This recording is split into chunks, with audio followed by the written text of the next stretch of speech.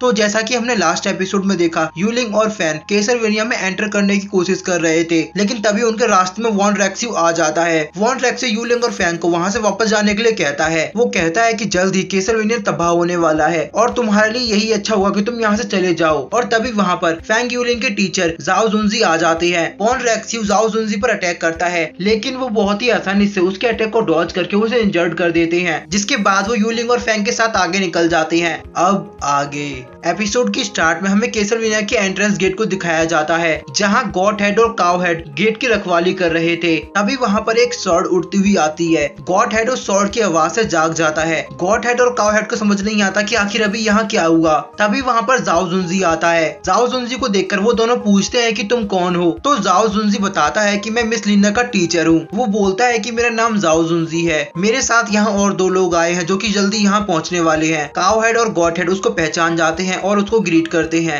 वो बोलते हैं कि ये तो हमारी खुशकिस्मती है जो आप यहाँ पर आए। तभी हम यहाँ फैंग और यूलिंग को देखते हैं जो कि वहाँ तक पहुँच चुके थे। फैंग सामने की दीवार को देखकर बोलता है कि ये तो बहुत ही ऊंची है, मैं इतनी लंबी जंप नहीं लगा सकता। तभी हमारा सीन शिफ्ट होता है और हम देखते हैं कि मू यान लूफी क्वेई को अपने साथ टैन की लैब में ले जा रहा था। तभी लूफी क्वेई मू यान से पूछता है कि क्या आप मेरा और भी ब्लड निकालने वाले हैं। तो मू यान कहता है कि नहीं, हमने तुम्हारा ब्लड निकाला था ताकि हम तुम्हारी बीमारी का इलाज ढूंढ सके, और अब टैन ने तुम्हारी बीमारी का इलाज ढूंढ लिया है। ये सुनकर लूफी क्वेई काफी खुश होता है। वो जल्दी से लैब के अंदर जाता है और गेट खोलते ही उसे एक अजीब सी स्मेल आती है। लूफी क्वेई जल्दी से अपना मुंह कवर कर लेता है और वो मू यान की तरफ देखता है। तो मू यान हंसता है और वो कहता है कि नहीं, ये पॉइजन नहीं है। टैन की लैब से अक्सर ऐसी ही स्मेल आती रहती है, इसीलिए मैं अंदर नहीं जाता। ये सुनकर लूफी कोई अंदर जाता है। वो टैन के पास आता है और उससे पूछता है क्या तुम्हें मेरी बीमारी की दवाई मिल चुकी है। तो टैन उससे कहता है कि तुम बीमार नहीं हो, लेकिन मुझे तुम्हारे लिए एक रास्ता मिला है। मैं तुम्हें एक ऐसी दवाई दूंगा जिससे तुम अच्छे सपने देख सकते हो। तो ये सुनकर लूफी कोई बोलता है कि आपके कहने का मतलब है कि सोने के बाद मैं किसी को पागलों की तरह नहीं मारूंगा।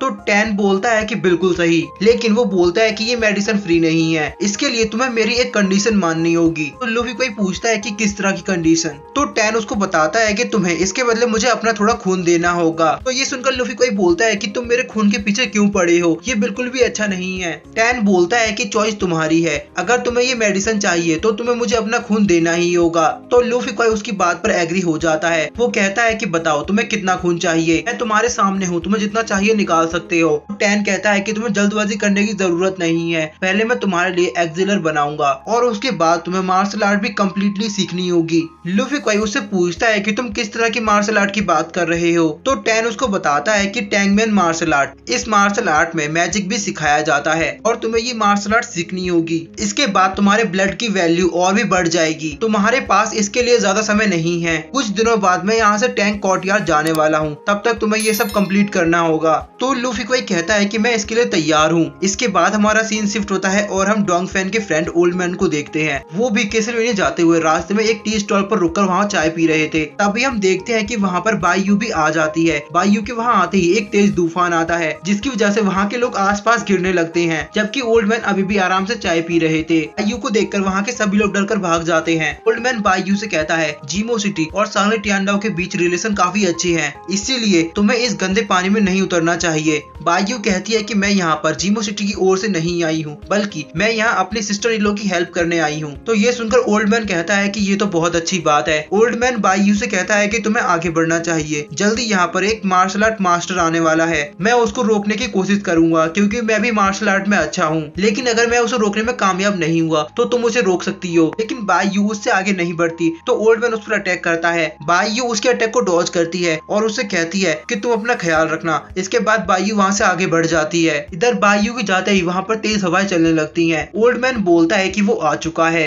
इसके बाद हम देखते हैं कि एक स्वॉर्ड उड़ती हुई ओल्ड मैन के पास आती है, लेकिन ओल्ड मैन बहुत तेजी के साथ उसकी स्वॉर्ड को रोक देते हैं। और तभी हम देखते हैं कि यहाँ पर वो दूसरा मास्टर भी आ चुका है। दूसरा मास्टर ओल्ड मैन से पूछता है कि आप यहाँ पर क्या कर रहे हैं। ओल्ड मैन हंसते हुए उससे कहते हैं कि मुझे पता था तुम यहाँ आओगे, इसीलिए मैं तुम्हें रोकने के लिए यहाँ आया हूँ। के बाद ओल्ड मैन यहाँ पर एक अटैक परफॉर्म करते हैं। उस अटैक को देखकर दूसरा मास्टर समझ जाता है कि ये तो 90 लाइटनिंग अटैक है। इसके बाद उन दोनों मास्टर के बीच फाइट स्टार्ट हो जाती है। तभी हमारा व्यू शिफ्ट होता है और हम केसरवेनिया कैसलवेनिया को देखते हैं। उन लोगों के अटैक की आवाज कैसलवेनिया तक भी आ रही थी। वहाँ का मौसम काफी खराब हो जाता है। तभी हम फिर से ओल्ड मैन को देखते हैं। दूसरा मास्टर ओल्ड मैन से बोलता है कि मुझे जाने दो, हमारी तुमसे कोई दुश्मनी नहीं है। लेकिन ओल्ड मैन उस पर थंडर बॉल से अटैक करते हैं। वो अटैक सीधे उस मास्टर के जाकर लगता है, जिसके बाद वहाँ एक तेज धमाका होता है। उस धमाके का असर कैसलवेनिया तक भी आता है। काउहेड मुयान से बोलता है कि मैं उन लोगों को देख नहीं पा रहा, लेकिन फिर भी मैं बता सकता हूँ कि वो लड़ाई बहुत ही खतरनाक हो रही है। मुयान बोलता है कि मुझे पता है अभी ये समय हर किसी के लिए खतरनाक है और ये 9 डे लाइटनिंग अटैक काफी ज्यादा पावरफुल होता है। इसके बाद हमारा भी फिर से उन लोगों की फाइटिंग पर जाता है, जहाँ हम देखते हैं कि उस अटैक की वजह से सब कुछ तबाह हो चुका था, लेकिन अभी भी उस दूसरे मास्टर को कुछ भी नहीं हुआ था। वो जंप करके ओल्ड मैन पर अटैक करता है।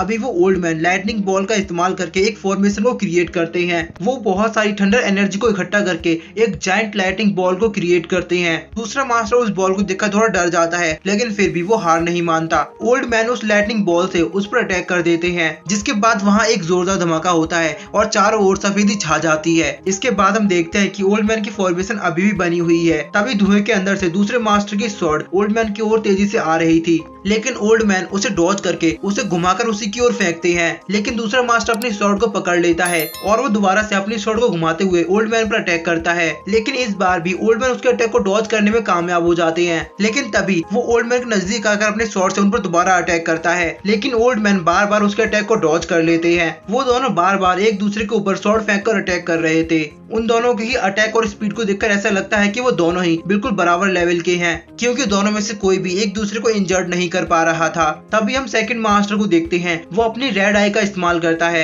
जैसे ही उसकी आंखें लाल होती हैं, तो आसमान भी लाल हो जाता है, जिसकी वजह से उसकी स्पीड कई गुना बढ़ जाती है। वो अपनी फुल स्पीड में ओल्ड मैन पर अटैक करता है, लेकिन ओल्ड मैन अभी भी उसके अटैक को डॉज कर लेता है। दूसरा मास्टर अपनी स्पीड का इस्तेमाल करते हुए ओल्ड मैन के चारों ओर एक फॉर्मेशन को बना रहा था। उसकी स्पीड इतनी ज्यादा तेज होती है कि ओल्ड मैन को इसकी भनक नहीं लगती और वो बहुत जल्दी उस पूरी फॉर्मेशन को तैयार कर देता है। ओल्ड मैन उसकी फॉर्मेशन के अंदर कैद हो जाते हैं। इसके बाद हम देखते हैं कि वो मास्टर अपनी स्वॉर्ड की स्पिरिचुअल बॉडी का इस्तेमाल करके एक जायंट स्वॉर्ड बनाता है, जिसके जरिए वो उस ओल्ड मैन पर अटैक करता है। लेकिन वो ओल्ड मैन भी अपनी थंडर बॉल्स का इस्तेमाल करता है। दोनों के अटैक आपस में टकराते हैं और जोरदार धमाका करते हैं। इसके बाद हमारा सीन शिफ्ट होता है और हम ड्रैगन विन को देखते हैं। ड्रैगन विन अपने कैंप से बाहर आता है और वो भी इस सब फाइटिंग की आवाज सुन पा रहा था। ड्रैगन विन बोलता है कि ये तो 9 डे लाइटनिंग अटैक की आवाज थी। इसके बाद हमारा सीन शिफ्ट होता है और हम उसी दूसरे मास्टर को देखते हैं। वो ओल्ड मैन से फाइट करते हुए काफी ज्यादा थक चुका था और वो बहुत ही ज्यादा इंजर्ड भी हो चुका था। ओल्ड मैन उसके पास आते हैं। वो ओल्ड मैन से बोलता है कि मैं इनविंसिबल हूँ, मुझे कोई नहीं हरा सकता।